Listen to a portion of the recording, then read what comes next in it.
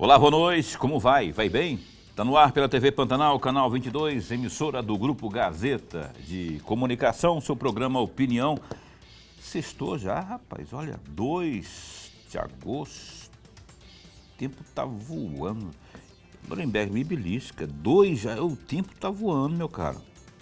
É isso mesmo, Nuremberg. O tempo está passando muito rápido. Eita, nós. 2 de agosto de 2024, satisfação estar de volta com você com o programa Opinião na sua TV Pantanal, emissora do Grupo Gazeta de Comunicação. Muito bom estar de volta com você ao vivo, não é? Com o nosso programa Opinião. Sempre a gente busca tornar, não é, o seu dia, o fim do seu dia melhor. Como que a gente faz isso? Ou tenta fazer isso? Agregando informações, agregando valor em termos de informações ao seu dia, não é? Hoje, por exemplo, né, a nossa fonte que a gente vai explorar no sentido da informação esta noite está aqui a postos conosco pela primeira vez, para nossa gratidão e honra, não é? Para nossa alegria e honra, está aqui a postos conosco aqui pela primeira vez, ele que é juiz de direito, a terceira vara criminal de Várzea Grande, que é a que trata do tráfico de drogas, não é? E também é titular da 11ª Vara Criminal de Cuiabá, que é aquela da Auditoria Militar. Vamos tentar puxar um pouquinho de cada assunto, com ênfase nessa questão das drogas.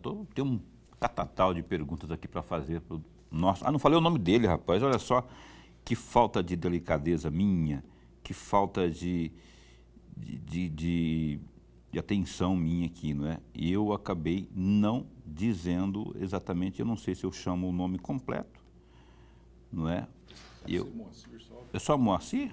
Não, mas tem outro nome que é o último que eu lembro que eu... Tortato, Moacir. Esse Tortato. Porque quando eu falei Moacir, doutor Moacir está aqui conosco, juiz de direito.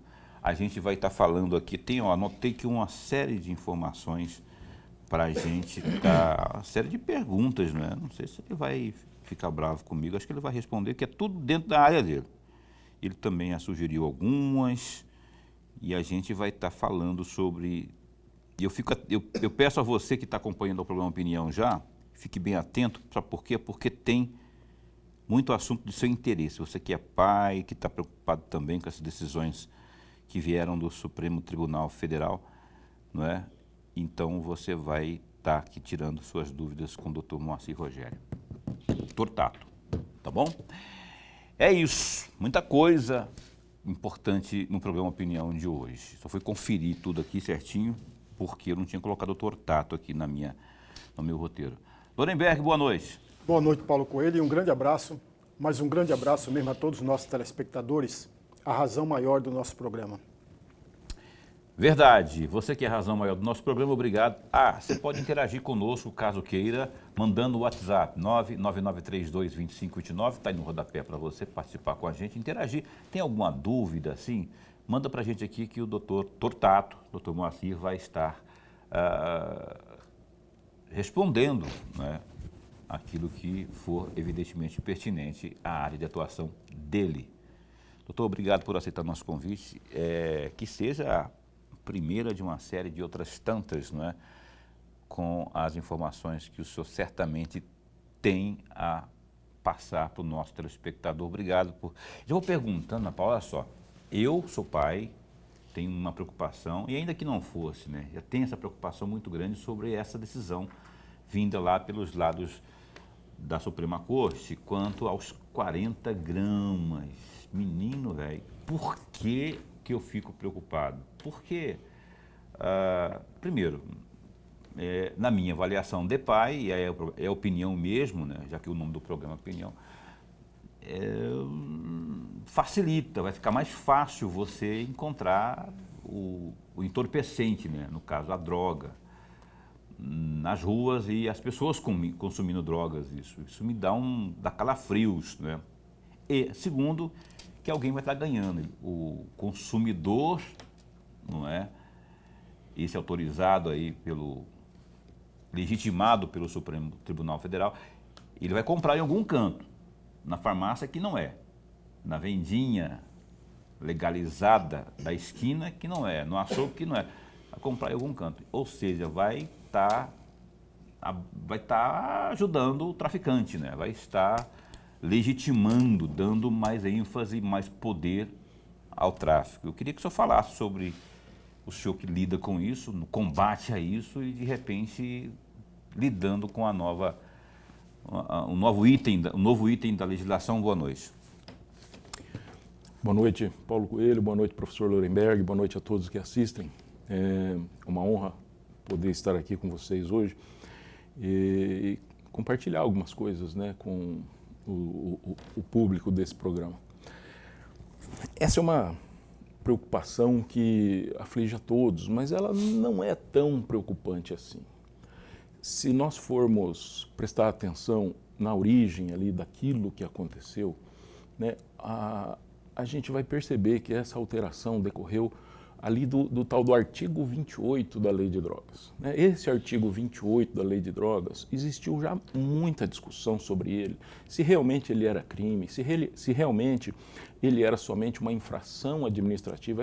Essa discussão vem ocorrendo desde lá do início, porque, na verdade, esse artigo 28 não prevê uma pena, a exemplo dos outros artigos, né? Uma pena realmente, uma pena de segregação, seja de reclusão ou detenção, enfim. Ele prevê algumas outras modalidades ali de advertência, prestação de serviços, alguma coisa assim, né? Então, há muito tempo que não há punição para aquela conduta prevista no artigo 28. Aquele delito, vamos assim dizer, não recebe uma punição a exemplo de outros crimes. Aquele delito, da mesma forma, ainda que a pessoa seja condenada naquilo, ele não gera uma situação que se chama de reincidência. A pessoa que é condenada pelo artigo 28, ele não perde a primariedade. Então, o que acontece com o artigo 28? Para eu responder melhor a essa pergunta, eu precisaria explicar a estrutura do artigo 28, do delito do artigo 28, mas vamos deixar um pouco mais para frente. Se eu tiver poder de síntese, você pode dar umas pinceladas aí, porque evidentemente que o nosso público também não necessariamente certo. Ele não vai entender. Eu vou tentar trazer essa linguagem para o nosso popular, público, né? Que talvez o menos jurídico possível. O artigo 28, na verdade, poderia chocar muita gente eu dizer aqui que usar droga no Brasil não é crime. Usar droga, o ato de usar droga no Brasil não constitui ilícito penal. Isso talvez choque muita gente. O que é crime no Brasil? O crime é você portar a droga para usar depois. E por que usar não é crime? Na verdade, existe um princípio no nosso direito penal que chama princípio da alteridade. E esse princípio ele diz basicamente que o direito penal não se preocupa em punir o mal que a pessoa faz a si mesmo. Então, aquele cidadão que, por exemplo, vai tentar se suicidar, né, o direito penal não vai puni-lo. Né? A tentativa de suicídio, o mal que ele está fazendo a si mesmo, esse tipo penal não consta no nosso sistema.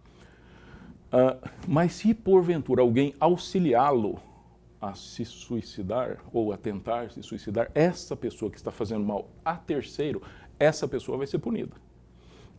Se eu, por exemplo, estou distraído com o meu carro e eu me envolvo em um acidente e eu me machuco, não vou ser processado por isso, é um mal que eu fiz a mim mesmo. O direito penal não vai se preocupar com isso.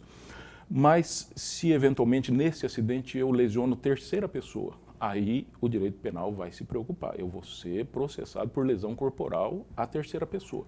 Trazendo isso para o artigo 28 da Lei de Drogas. O artigo 28 da Lei de Drogas, ele não prevê ali nenhum verbo que indique o uso de droga. Não está ali o verbo usar, não está ali o verbo fumar, consumir, cheirar, injetar. Nenhum desses verbos está presente ali. Então, esse ato de fumar, de consumir a droga, não está tipificado como crime na nossa legislação. E o que então que o artigo 28 pune? O direito penal pune o risco daquele usuário ceder aquela droga a alguém. Veja, Se um usuário vai a uma boca de fumo e compra ali 20 gramas, 30 gramas de droga e leva para sua casa para consumir, a intenção dele é consumir aquela droga. Mas, eventualmente, chega um amigo na casa dele e fala, ó, eu tô sem, eu vou viajar, eu vou acampar com a minha namorada, você não me cede um pouco da sua droga? Qual seria a atitude daquele amigo, daquele companheiro que tem a droga? Ele vai negar para o outro? Se é amigo, não, né? A gente sabe que, nesse ponto, o usuário de droga ele é muito companheiro, ele é muito solidário. Muitas vezes, e talvez até na maioria das vezes, quem leva o novo usuário para o uso de drogas é o velho usuário. O traficante não faz marketing, o traficante não leva ninguém para usar droga. Quem arregimenta novos usuários são os velhos usuários. E é isso que o artigo 28 pune. Aquele risco de aquela droga que a pessoa porta ou guarda em casa para usar ser desvirtuada nesse espaço de tempo, né? Então o artigo 28 pune somente o risco daquela posse ser desvirtuada para um outro momento, para uma outra finalidade, que é, por exemplo, ceder a droga a um amigo, talvez instigar um amigo, compartilhar aquela droga com um amigo. É isso que o artigo 28 pune. Mas aí tem o outro lado. Como o artigo 28 não pune o uso de droga, de que forma aquela pessoa vai usar sem portar, sem estar com aquela droga? Então, basicamente, o meu pensamento é que o Supremo Tribunal Federal entendeu, estipulou um limite de drogas ali em que vai deixar de presumir que existe risco naquela conduta, né? Isso não quer dizer que acima de 40 gramas haja tráfico e abaixo de 40 gramas seja uso. Também não quer dizer que abaixo de 40 gramas vai ser sempre uso. Se uma pessoa, por exemplo, for flagrada na venda, no fornecimento de 10 gramas, é tráfico, né? Não teve essa significativa mudança que as pessoas estão entendendo que teve. Você vê como é que são as coisas, né? Eu não tinha essa clareza que está me passando aqui, doutor Moacir, sobre... Nós vamos esmiuçar mais isso daqui a pouquinho, eu quero puxar mais isso, porque eu imagino que você também, que está assistindo ao programa Opinião, tenha suas dúvidas. A gente está aqui justamente para isso mesmo, para jogar luz sobre isso aí. Afinal de contas, nós temos o entendimento, acho que a esmagadora maioria, que é pernicioso, só que estamos falando de questões legais ou não. Então a gente vai dar uma cutucadinha mais aqui no homem que sabe das coisas, né? Mais pelo menos do que eu e mais que o Lorenberg, ainda que o Lorenberg também entenda muito de direito, é professor inclusive, mas a gente está sempre buscando agregar valor aos nossos conhecimentos. O professor Lorenberg, por favor. Juiz, antes de mais nada, registrar nossa alegria, mas a alegria mesmo de tê-lo aqui no nosso bate-papo. Confesso que eu fico muito feliz com a vinda do senhor aqui, porque eu vou aprender muito mais ainda. Eu vou tentar desenhar um quadro, juiz. Se esse quadro meu não sair bem, o senhor, por favor, vai corrigindo para mim. Até porque o meu objetivo é provocar o senhor, mas provocar no bom sentido, para reflexão e ajudar o amigo telespectador. Eu vou colocar aqui 3 pontos para provocá-lo mesmo. O primeiro deles, o Supremo Tribunal Federal, nesse caso, não agiu de ofício. Ele foi provocado para tal. Por que ele foi provocado? Porque houve uma prisão, a pessoa que foi presa era usuário, com 3 gramas e meia. 3 gramas e meia. Foi presa e ia ficar 6 anos de prisão, o que contraria o artigo 22, que não fala em prisão. Embora todos nós sabemos que a pessoa que lê um pouco, é o segundo ponto que eu estou provocando o senhor, é o segundo ponto, sabemos que as prisões corriam no Brasil todo, não de forma, no número grande, mas corria. Por conta exatamente do poder do policial para prender alguém que tinha 2 gramas e meia, com 3 gramas, 4 gramas, porque não havia definição, e aí eu vou entrar no terceiro ponto, que eu estou chamando a atenção do senhor, é o que é usuário e o que é traficante. O artigo 28 também não fala, não decide, mas quem é o usuário? quem é o traficante. Aliás, a lei de drogas todas de 2006 não fala disso. Se nós pegarmos aí, é o quarto ponto, juiz, se o meu quadro não estiver bem feito, o senhor vai me corrigindo, por favor.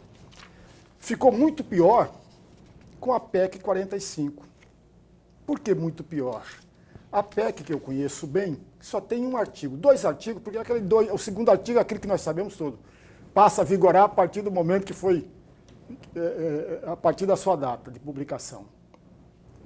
E só tem um artigo. 6 páginas de justificativa, que a meu juízo, o senhor provavelmente tem um entendimento diferente do meu, não justifica coisa nenhuma. O primeiro parágrafo da justificativa, senhor juiz, fala exatamente de questão de saúde pública, coisa que o PEC não trata. A PEC não fala nada disso. O que diz o único artigo, conteúdo da PEC? Diz que é crime o porte e o uso de qualquer quantia de drogas. Mas onde fica o usuário? O usuário é um criminoso, e para concluir, o usuário é um criminoso, deve ser tratado como criminoso ou deve ser tratado como alguém que precisa de um tratamento de saúde, de um tratamento psicológico? Professor, não há nada a ser retocado na sua colocação. É extremamente pertinente e muito bem posta. Meus parabéns. A gente vê que no Brasil tem ocorrido aí uma espécie de braço de ferro, né, entre poderes. Eu, evidentemente, não vou dizer aqui que isso deve ser tratado em tal lugar ou isso deve ser tratado em outro lugar, né? Mas o crime de tráfico de drogas é um crime contra a saúde pública, né? E, sem dúvida nenhuma, a gente tem um problema muito grave com relação ao uso de drogas, com relação ao jovem que faz uso de droga. Porque o jovem que faz uso de droga, ele é apresentado a isso muito cedo, muito cedo. Hoje a gente tem crianças de 11, 12, 13, 14, adolescentes daí já, né, 15, 16 anos, que estão sendo apresentadas às drogas, normalmente por outros usuários, né?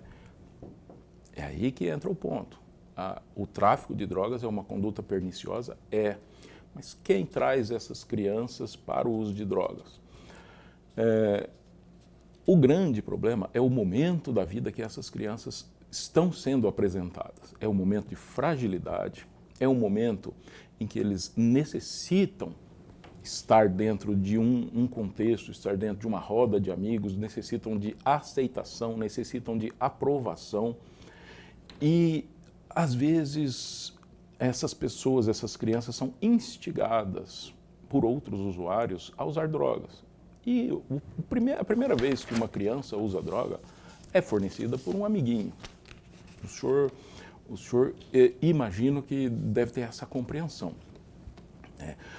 Imagine só um adolescente. Um adolescente vai fazer uso de droga pela primeira vez hoje. Vamos criar uma figura fictícia. O nosso amigo José, o Zezinho. Ele vai fazer uso de droga pela primeira vez na vida dele hoje. Como será que ele vai fazer o uso dessa droga? Ele vai levantar cedo, vai pegar um dinheirinho na bolsa da mãe dele, vai lá na boca de fumo, vai comprar uma droga e vai usar? Sozinho, porque ele resolveu fazer isso? Ou será que ele vai se encontrar com a turminha dele de amigos e ele vai na casa de um outro amigo, talvez ouvir uma música, se divertir, conversar, e alguém vai tirar do bolso um cigarro de maconha. E aquele cigarro de maconha vai rodar por aquela turma até chegar às mãos dele, com todos aqueles olhos voltados para ele. E ele vai falar não? É uma situação ali que oprime, né? Uma situação que instiga. E se ele falar não, ele vai ser objeto de sarcasmo, ele vai ser objeto de algum tipo de ironia dos amigos. O senhor, a gente tem que ter essa compreensão. Sim, o senhor está coberto de razão. Aquela pessoa que já está nesse mundo, aquela pessoa que já está inserida no vício, aquele jovem que já faz esse uso, né? Entrou lá atrás porque alguém o empurrou para isso, ele foi vítima lá atrás. Mas lá na frente, quando ele empurra outro, aí ele já deixa de ser vítima. É uma situação, é um ciclo muito complicado, né? Então, eu confesso para o senhor que eu não quero ser gestor público para tomar essa decisão, até porque o mundo ainda não entendeu qual rumo tomar. Não tem nenhum país no mundo em que a gente pode chegar e falar, esse país acertou. Nem aquele extremamente punitivista que mata os traficantes, né? A gente vê nos jornais aí de vez em quando um brasileiro preso em tal país que vai ser morto porque entrou lá traficando drogas, e também aqueles países que já liberaram, que muitos deles estão voltando atrás, que também perceberam que talvez não seja esse o caminho, né? O mundo ainda não descobriu qual é o caminho correto, né? Mas existem esses lados.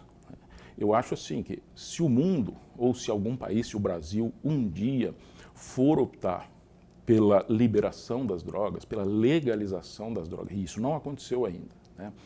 Se o Brasil for optar por isso, essa conduta tem que ser precedida de uma campanha publicitária fortíssima, explicando para os jovens o que a droga é capaz de fazer para ele, para a vida dele. E são situações gravíssimas, são efeitos gravíssimos que vai acompanhar esse jovem talvez para o resto da vida. Uma pessoa que toma uma decisão de entrar para as drogas aos 12, 15 anos de idade vai experimentar isso por 50, 60, 70 anos. Então tem os dois lados dessa moeda, é muito preocupante. Vamos retomar já esse raciocínio aí, eu vou ter que puxar agora, porque eu tenho que intervalo comercial, mas é coisa breve, 1 minuto e meio. A gente retoma aqui a entrevista desta noite. Nós estamos com o Dr. Moacir aqui e a gente vai estar falando muito mais sobre isso e muito mais outros assuntos também ao vivo no programa Opinião, que dá um tempo e volta já já.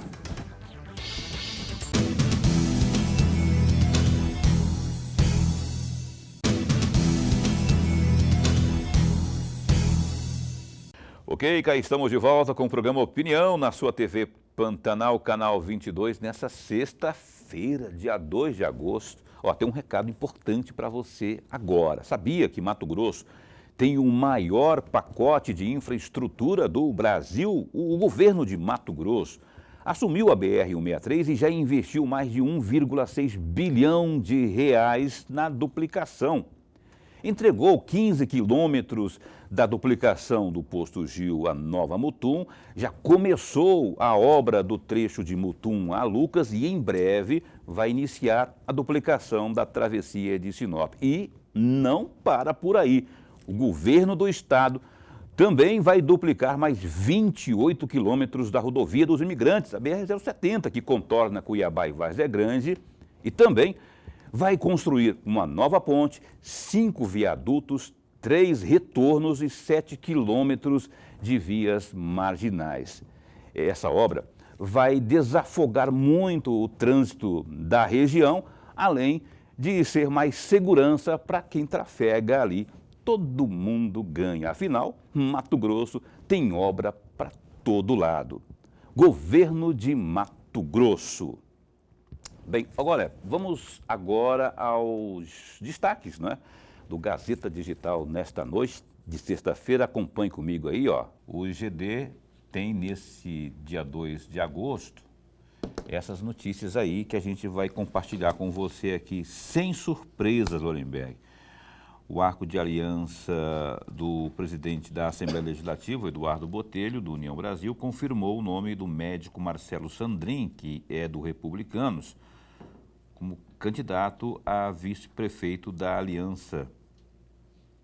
O Sandrin é diretor-geral do Hospital Santa Helena, na capital. A decisão foi referendada nesta sexta, dia 2, durante reunião do Conselho Político da campanha de Botelho, lá na sede do União Brasil. A reunião iniciou às 9 horas com a presença aí do governador Mauro Mendes, que é do União, o chefe da Casa Civil, o Fábio Garcia, os deputados estaduais Max Russo, esse do PSB, e Janaína Riva, do MDB. Beto 2-1 do União Brasil, Wilson Santos do PSD, Carlos Avalone do PSDB e Júlio Campos do União Brasil. Também participaram a presidente municipal do União Brasil, a deputada federal Gisela Simona e ainda o Cidinho Santos, que é do PP. A reunião iniciou com 2 nomes na disputa, além de Sandrinho, o nome do ex-vereador Felipe Velaton, do PRD, estava cotado, já que ele foi, não é, ele apareceu, nesse caso, né, o Felipe Velaton apareceu nem na pesquisa quantitativa que foi encomendada para avaliar possíveis nomes aí de vice, mas aí nessa escolha que foi deliberada na reunião de hoje, o nome do Dr. Sandrin sobressaiu ao nome do Felipe, né? Que estava cheio de expectativa, cheio de esperança, mas não deu, Felipe, não deu, e a decisão, inclusive, com o aval do glorioso Mauro Mendes Ferreira. Uma outra notícia é o seguinte: a empresa Águas Cuiabá já envia aí comunicado aos clientes sobre a cobrança de taxa de lixo na fatura referente ao mês de agosto. Essa semana, o Tribunal de Justiça julgou a isenção para alguns grupos de consumidores, né? E tem um detalhe que essa isenção, essa semana aí, como houve essa questão do julgamento do Tribunal de Justiça para esse grupo de consumidores, são os chamados que avaliaram como que alegavam, né, a questão da inconstitucionalidade, achavam ser inconstitucional, né? Pediam, inclusive, esse desconto, que acabou sendo derrubado. Assim, todos vão pagar a taxa.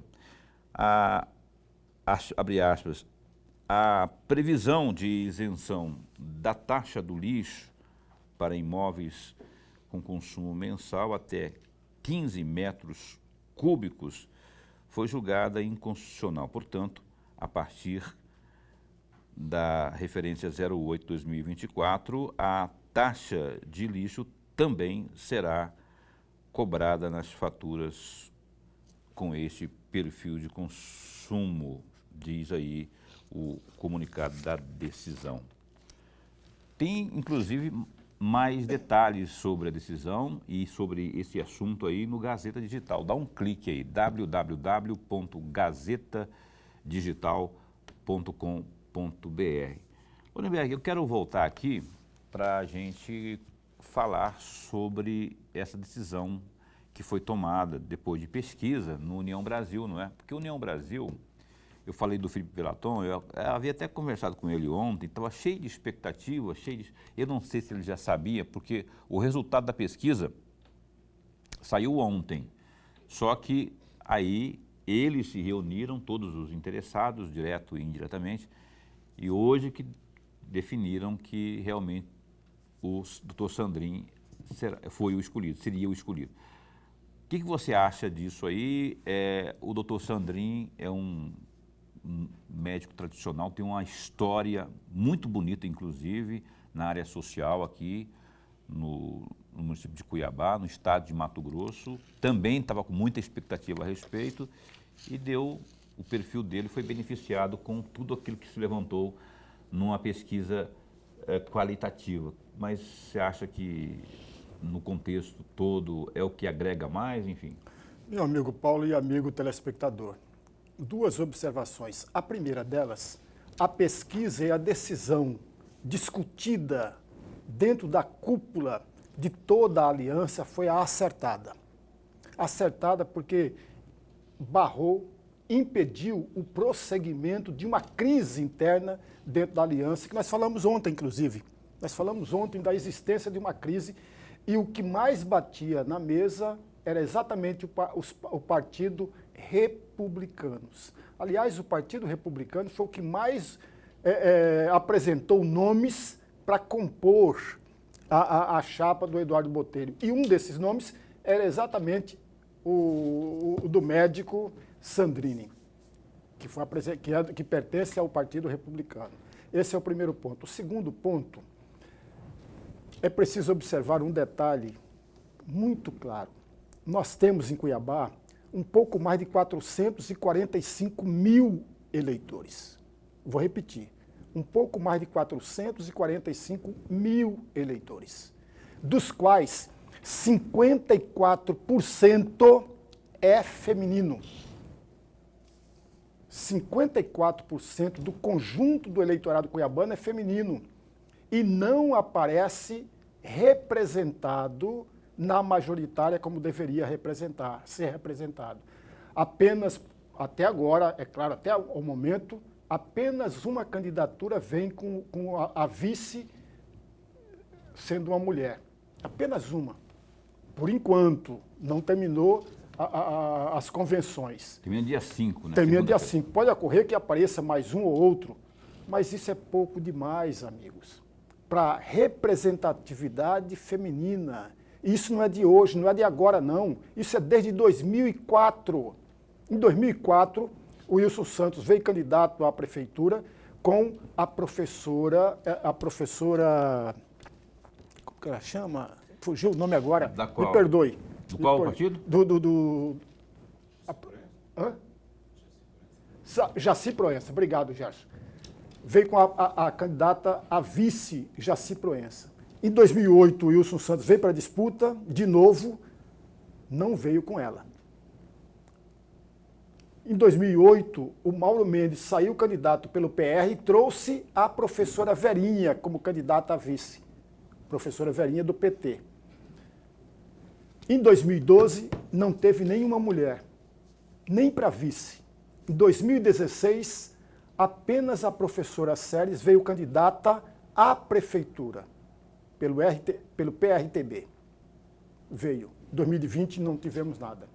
Então veja, amigos, há muito tempo o universo eleitoral feminino está deixado para lado, para escanteio. Então isso tem que ser visto e, a meu juízo, as candidaturas ou as pessoas que vêm para a disputa à prefeitura deveria trazer, sim, em o maior número de mulheres como vice.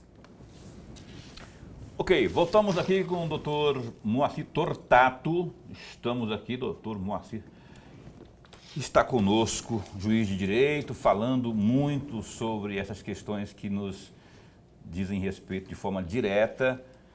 Vou repetir aqui que ele é da 3ª Vara Criminal e também da 11ª Vara Criminal. A 3ª Vara Criminal de Várzea é Grande, no caso, que é a que trata do tráfico de drogas, e a 11ª Vara Criminal de Cuiabá, que é da Auditoria Militar. Ainda falando sobre a primeira que a gente citou aqui, doutor, no bloco anterior, rapaz, você estava falando aqui que é o seguinte, que na verdade o consumo propriamente não é crime e tal.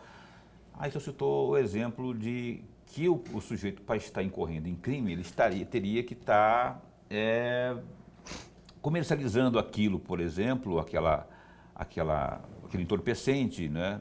E eu fico pensando o seguinte, ou compartilhando com outros, enfim, se o sujeito, hipoteticamente falando, vai lá na boca de fumo, que ele sabe onde funciona a boca de fumo, compra lá uma porção que o satisfaça por aquele instante, não é? A granel, vamos chamar assim, e consome, não vai portar nada, só vai chapado para a rua.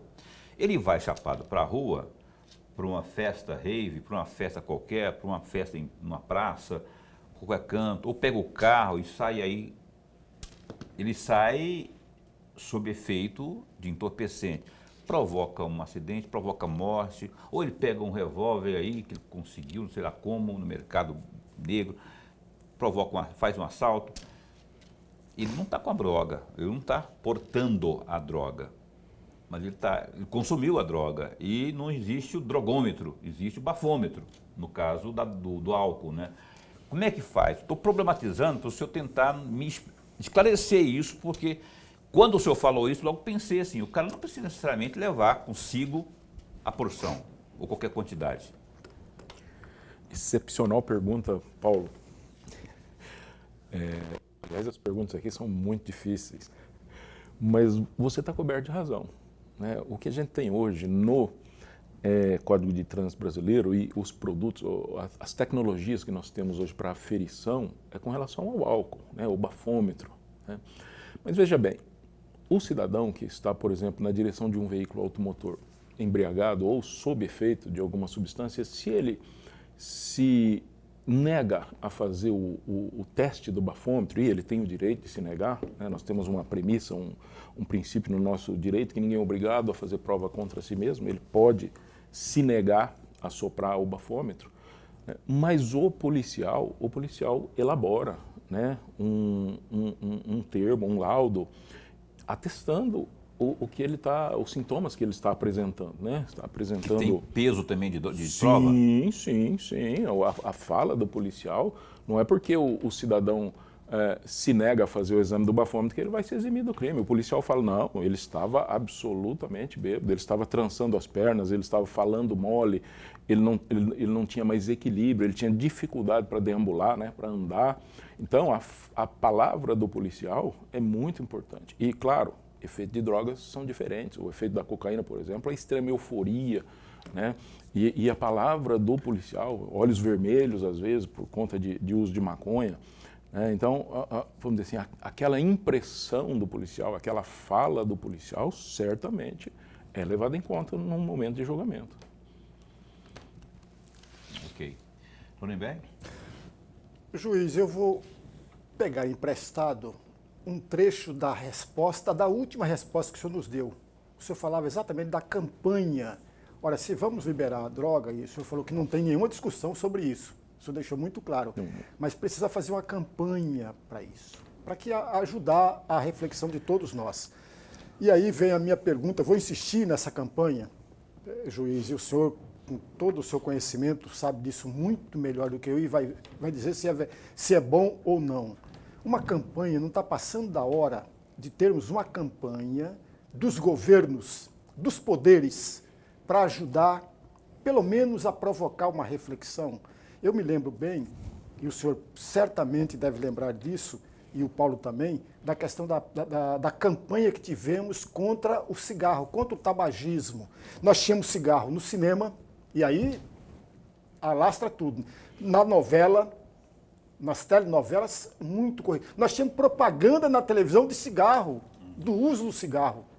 E a campanha contra o tabagismo parou parte disso.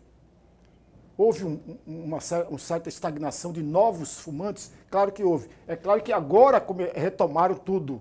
Mas não está passando, juiz, de uma campanha muito forte nesse sentido ou não?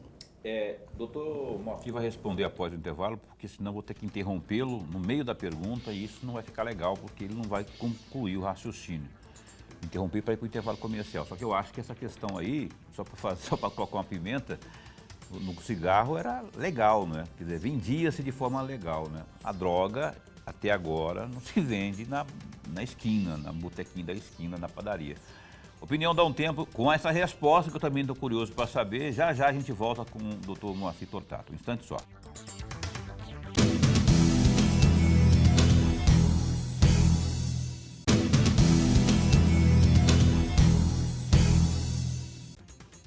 Não falei que era rápido?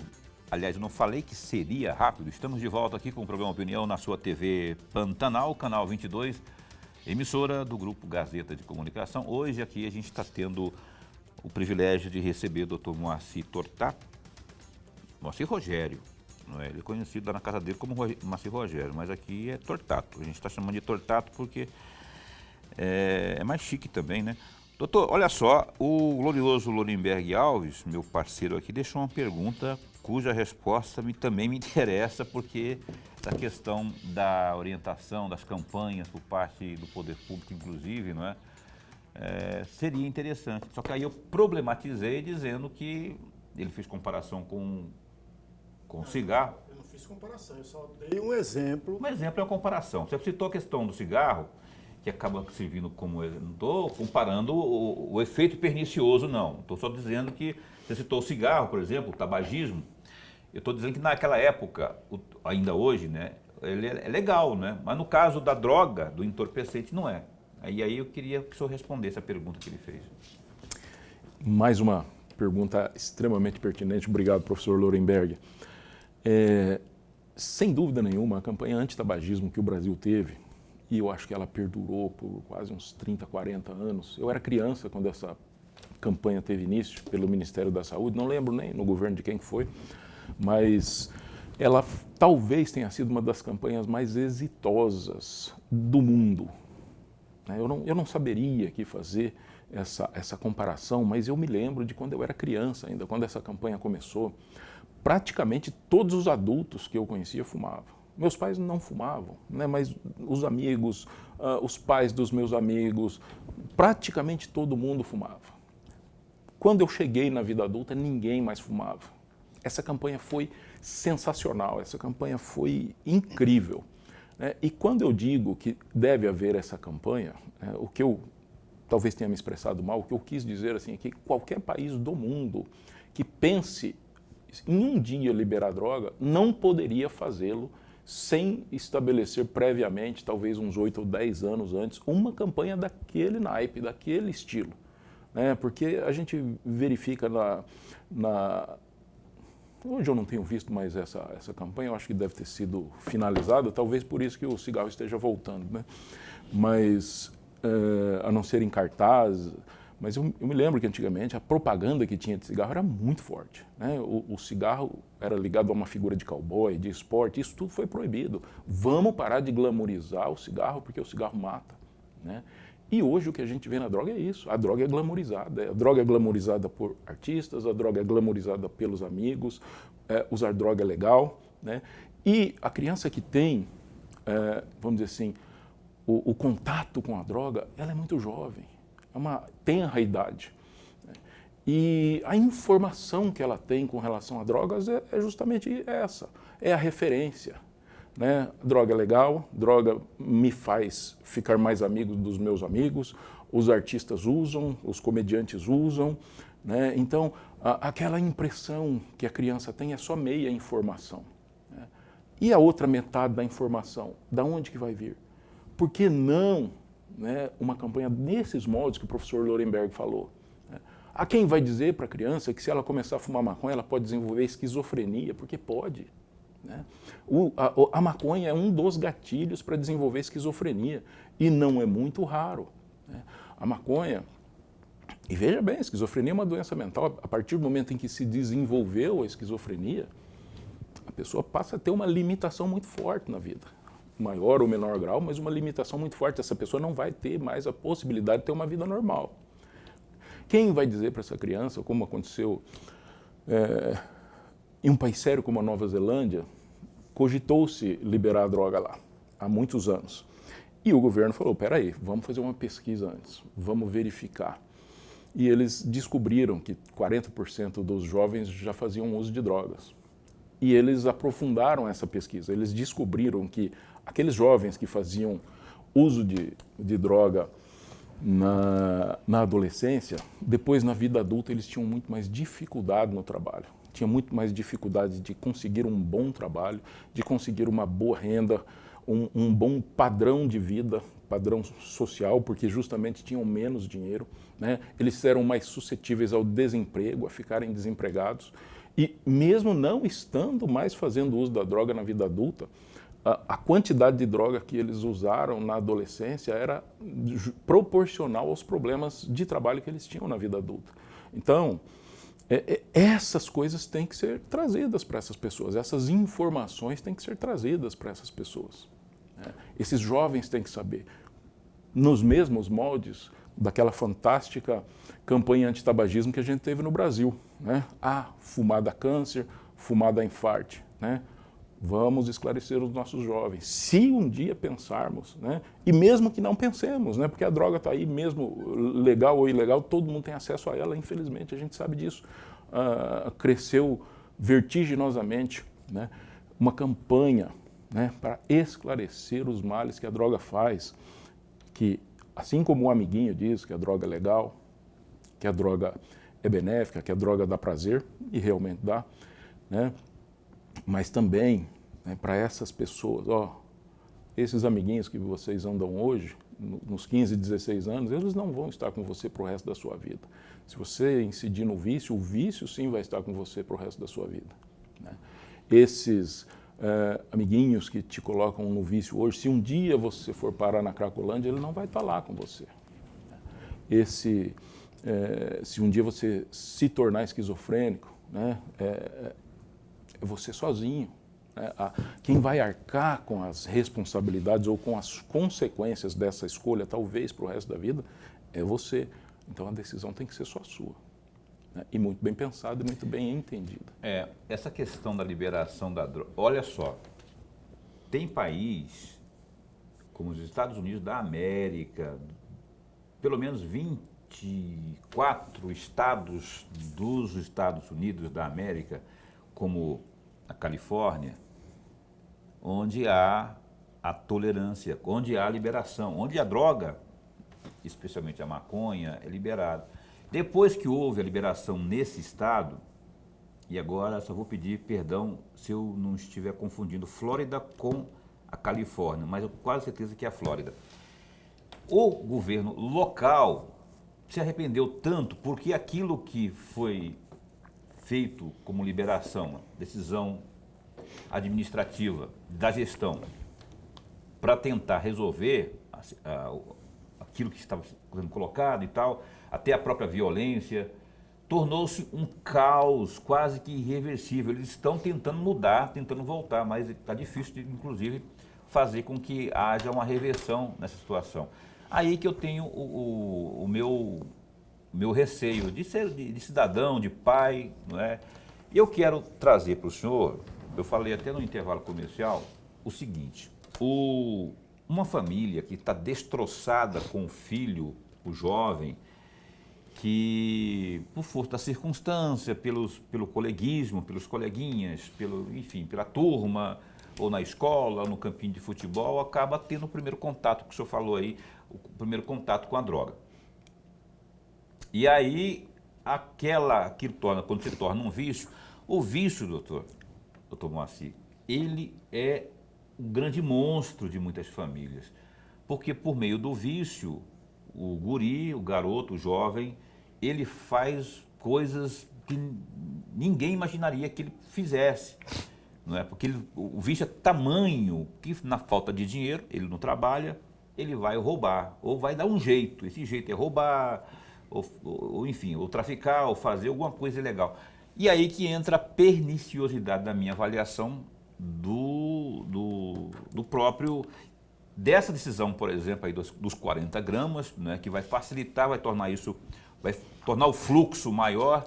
Ou eu estou falando bobagem, apenas entendo a minha pergunta como um desabafo também e preocupação de um pai de família, né, e de um profissional também que muitas vezes reportou isso nas ruas, vendo o sofrimento de mães enterrando o filho porque o filho devia lá para o traficante, lá a boca, e não conseguiu pagar, o cara nem sempre é tolerante, aí acaba tendo o desfecho dessa forma. Essa é uma situação extremamente complicada, porque a gente tem o vício. O vício é basicamente a perda da liberdade. E o vício não se dá necessariamente em uma substância. O vício, na verdade, é um comportamento, né? Estudos demonstram, né, que o vício em celular estimula as mesmas partes do cérebro. E a gente tem que entender que, às vezes a gente falando aqui dá a impressão que a gente é totalmente contra. Na verdade, o que a gente fala aqui é uma preocupação, porque os números mostram que isso é um dado muito sério. Por exemplo, se o cidadão começar a usar droga hoje, ele vai se viciar? É muito difícil ele se viciar. Estudos mostram que 4 em cada 10 vão ter algum tipo de transtorno com a droga. 4 em cada 10 é muita coisa. É 40%, é quase metade. Então, veja bem, não é raro a pessoa encontrar um problema após o início do uso de droga, inclusive o vício. E o que é o vício? O vício, na verdade, é a perda da liberdade. A pessoa deixa de ser livre. A pessoa não tem mais a opção de escolher usar ou não usar a droga. Não usar a droga passa a não ser mais uma opção. A pessoa que é viciada, ela necessariamente vai usar a droga de alguma forma, né? Enquanto ela trabalha com o seu salário, vai diminuir o seu padrão de vida, vai diminuir o padrão de vida da sua família, porque uma parte do seu sustento que ela podia aplicar em lazer, em viagem, em, sei lá, uma pescaria, alguma coisa assim, ela vai tirar uma parte do bem-estar da sua família para levar para o uso de droga. Mas se ela se aprofundar um pouco mais nesse vício, ou se for uma pessoa que tenha um vício um pouco mais grave, possivelmente ela pode vir a perder o emprego. O vício tira da pessoa a assiduidade, né? A pessoa tem, mesmo que queira se livrar do vício, estudos mostram também que a cada 10 pessoas, a cada 5 pessoas, somente uma consegue se livrar definitivamente do vício. As outras são uma constante tentativa e recaídas ao longo da vida. Então, aquelas pessoas que são, vamos dizer assim, que estão num estágio de vício um pouco mais grave, acabam possivelmente perdendo o emprego. Se são acolhidas pela família, muito bem, a família acolhe, mas mesmo dentro de casa, não usar droga não é uma opção. Eu perguntei aqui, eu tenho que encerrar o programa, mas eu tenho que perguntar para o senhor, assim, a idade, eu falei aqui do jovem, em que idade geralmente aí o jovem ele se envolve com as drogas? É na idade escolar, por exemplo? Queria que o senhor respondesse isso no máximo 1 minuto, para que a gente possa também entrar no lar de quem está assistindo. Então vamos falar de Cracolândia em 1 minuto. Em 1 minuto. 90% das pessoas que estão na Cracolândia hoje tiveram contato com a cocaína na adolescência, quando o cérebro estava em formação. Aquele cérebro que está em ebulição, querendo novas emoções, novas experiências, né? E a cocaína faz isso com essa pessoa. A pessoa que entra em contato pela primeira vez com a cocaína na vida adulta tem muito menos chance de parar numa Cracolândia. Então, essas pessoas que a gente vê na Cracolândia hoje entraram em contato com cocaína aos 12, 13, 14, 15, 16 anos de idade, né? Oferecidas talvez por um amiguinho. Que coisa, né? Olha só, na adolescência, o primeiro contato ali com... Tá vendo, senhores pais? Atenção, senhores pais, estou encerrando o programa Opinião nesse instante aqui. Fica a dica aí, eu vou fazer questão de convidar o Dr. Moacir para vir mais vezes aqui, porque é um assunto que a gente precisa de muito e total esclarecimento. Obrigado de verdade, esse espaço continua a postos para bem informar. Nem falamos do ciclo militar lá, da parte militar, da outra vara, mas vamos amarrar um bocadinho aqui para a próxima, né? Obrigado por ter vindo. Eu é que agradeço, estamos sempre à disposição. Lorenberg, segunda-feira, rapaz. Vamos abrir segunda-feira um ciclo de entrevistas aí com os presidentes dos partidos que têm candidato a prefeito de Cuiabá. Vai ser na segunda-feira aqui, nós vamos trazer aqui o Bob Almeida. Ele é presidente municipal do PT Cuiabano. A gente volta na segunda-feira, bom fim de semana. Ó, se cuida. Se cuida, com parcimônia, se for beber, não vai dirigir. Se cuida. Fica bem, fica com Deus também.